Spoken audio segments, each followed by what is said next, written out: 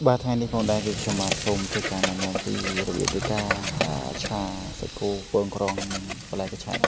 cái tiền bối dân đã cái cái đào cho nó hay dân bột bông cái tôm sò và cái dân bột bông vì ở dân là cái này ở chui nó bột bông này ở chui nó để tiền để nó mình đặt tiền sâu mà mình mà tiền còn thì nâng cao cha viên viên các bạn xem trên kia bóng bóng này là xong chỉ mình các khát đây lên được tổng đài ở đây xong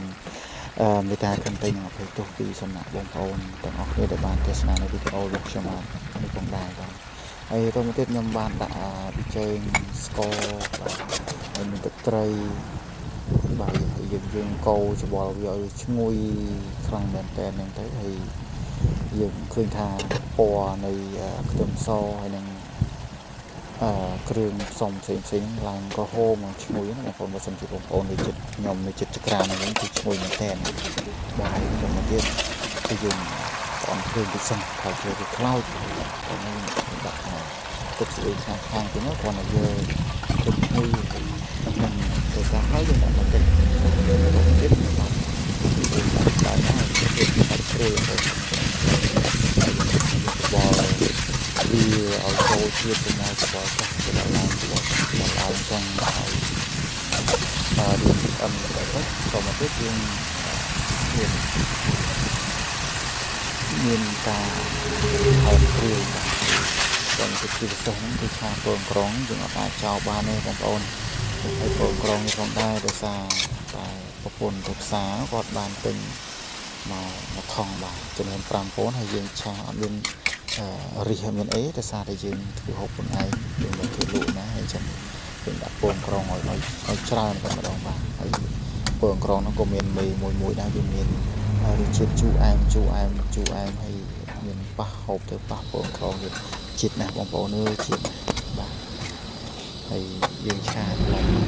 យ៉ាងមកយើងតឡើងដូងវាខ្លាំងតិចដើម្បីឲ្យវាឆាប់ឆ្អិនណាបងប្អូនបាទហើយ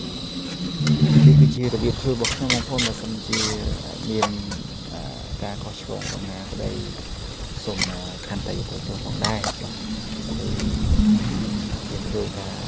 រៀនពុកមែនទេណាហើយស្ទើរពណ៌នេះខ្ញុំក៏បានថែមជាមួយនឹង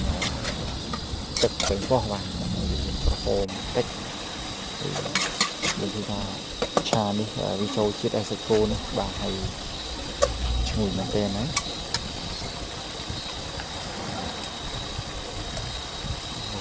ដោយសារតែខ្ញុំភ្លក់ទៅវាមាន